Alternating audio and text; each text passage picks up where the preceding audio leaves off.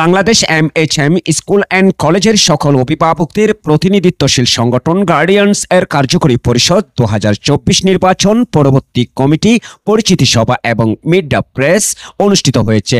2 August শুক্রবার সন্ধ্যায় কাতারের রাজধানী দোহার ভিক্টোরিয়া হোটেলের হল রুমে অনুষ্ঠিত হয়। গার্ডিয়ানস এর কার্যকরী পরিষদ 2024 নির্বাচনে ইঞ্জিনিয়ার মোহাম্মদ সেলিমকে সভাপতি, মির্জা আসসালামুজ্জামানকে সাধারণ সম্পাদক করে 34 সদস্য বিশিষ্ট কমিটি ঘোষণা করা হয়। বাংলাদেশ এমএচএম স্কুল অ্যান্ড কলেজের গার্ডিয়ানস কার্যকরী নতুন কমিটির নেতৃবৃন্দদেরকে বিভিন্ন সংগঠন থেকে ফুল দিয়ে বরণ করা হয়। এ সময় সাংবাদিকদের বিভিন্ন প্রশ্নের জবাব দেন গার্ডিয়ানস এর নতুন কমিটির নেতৃবৃন্দরা।